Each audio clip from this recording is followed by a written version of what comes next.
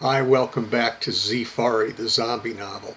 In today's snippet, we're going to begin chapter 15. So kick back, relax, and enjoy. Here we go. On Friday afternoon, Ike showed up at the end of Beebe's shift, and he and Beebe started loading up the rest of their supplies at 4 after Sally relieved Beebe. They took their rifles and handguns and as much ammo as they could carry, flashlights, rain gear, survival rations, and a couple of halon fire extinguishers just in case.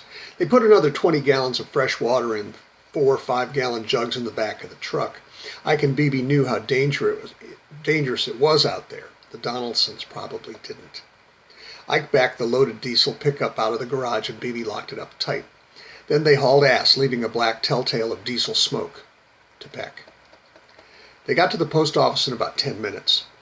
The Donaldsons and their minions flew in a pair of helicopters.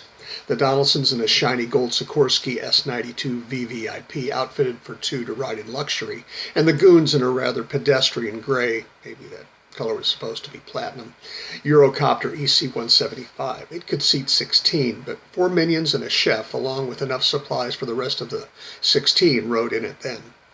A propane gas refrigerator, a 7-foot-long grill island with a 4-burner gas grill, 6 propane tanks, 10 airbeds, a case of red 2011 Pinot Noir, wine taster rated at 96, a case of white 2012 Riesling, wine taster rated at 93, a case of 2002 Piper Heidsieck Champagne wine taster rated at 97, a case of 50-year-old Armagnac, a service for 8 of a 5-piece blue and gold Waterford china with Waterford crystal flutes, red wine glasses and white wine glasses, 3 decanters and 8 snifters, and a mahogany silver chest filled with a service for 8 of Toll Sterling flatware. Coolers with lobsters and Kobe beef, caviar, pate, and fresh vegetables and fruit, and cartons of freshly baked bread. 8 great battery-powered metal halide floodlights with telescoping tripod towers, and enough rifles, shotguns, handguns, and ammunition to outfit a small army, including 8 strange-looking submachine guns that resembled mutant paintball guns. Beebe asked what the hell they were, and a minion said, KRISS Vectors. We've also got Benelli M4 semi-auto shotguns, Glock 22s, and K-Tech RFBs for everyone. Those zombies are going to be toast. Rick brought his Beretta Imperial Monte Carlo shotgun, and Junior brought his 300 caliber Holland and Holland Royal double-barrel rifle. It cost him $100 grand. This ought to be good. The chef first instructed the minions to move the appliances and food and drink into the big back room of the post office. Then the goons were released to carry the sandbags to the roof and to the counter of the post office, creating a barricade that could be easily defended by one man, set up floodlights, and stow the rest of the gear. Ike and Beebe lugged their weapons, including the flamethrower and tanks and fire extinguishers, up to the roof. They found a spot for their gear and loaded all of their weapons, and then Beebe checked out the flamethrower, turning a little apple tree behind the post office into a burning bush. They got their ropes ready to be used for a quick escape. Ike left the keys in the truck, just in case. By then the sun had begun to set. 2 of the 4 puppets went to the roof to stand guard, while the chef got busy preparing dinner. Their repast began with a Greek salad, followed by lobster and asparagus with a white chocolate creme brulee for dessert. There was wine before and with dinner, and brandy and cigars after. While they smoked the cigars and sipped the Armagnac, Ike asked Rick for their payment. Rick reached into his burgundy silk smoking jacket. He actually brought a silk smoking jacket on a zombie hunt, pulled out a thick envelope, and handed it to Ike. Ike opened the envelope, counted the money inside, and handed Beebe his share.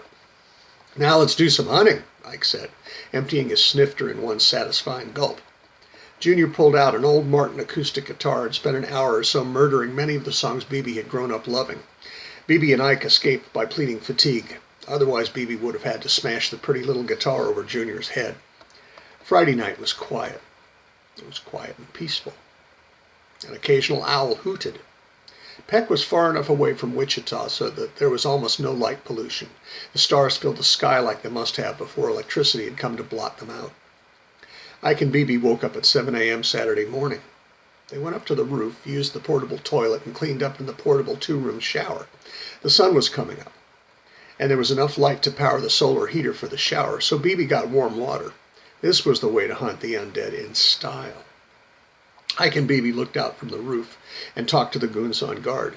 The night had been uneventful, and Saturday promised to be the same. The cook whipped up eggs Benedict and mimosas for breakfast. It was a lazy morning. Ike and Bibi joined the goons on the roof and scanned the streets of the little town for zombies. They spent half an hour on the west side of the roof, looking out 2 blocks or so toward the railroad tracks. Other than a coyote ambling along the roadbed, there was nothing moving. They spent half an hour looking south across 119th Street and down a little avenue of little houses that were once full of life. Nothing moved, except for a dry leaf or two in the breeze. They moved to the east side of the roof, looking down the road that had brought them there from the Border Patrol platform. Rusty cars were parked on the sides of the road, but nothing moved. They spent half an hour looking off the north side of the roof.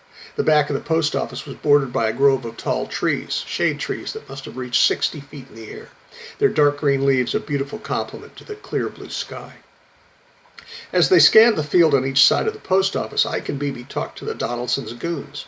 All 4 of them wore identical silk business suits. All 4 of them were within an inch of the other in height, around 6 foot 3 inches. All 4 of them weighed over 250 pounds, almost all solid muscle. They wore their hair cut high and tight. They all wore dark sunglasses. Ike introduced himself, and Bibi found that the goons' names were Clark, Mark, Rark, and Parker. About 11 a.m., Rick and Junior came up to the roof to look around. They explained that they would have been up sooner, but they had to finish exploring a room in the Resident Evil HD. "You brought a video game?" Ike asked incredulously. "Of course," Junior enthused. "It's a great game, and you get to kill all kinds of zombies, too." Ike had to turn away from Junior to hide his anger and disgust with this stupid, spoiled loser. Before Junior could say anything else especially moronic, Parker shouted, "Zombie! West, 30 yards!" "Toss me the H&H, Parker," Junior commanded. Parker wisely walked over to Junior and handed him the magnificent rifle as if it were a cherished child. Junior put the rifle to his shoulder, aimed, and pulled the trigger. The zombie was walking across the backyard of a little yellow house between a tall clump of bushes and a tall oak.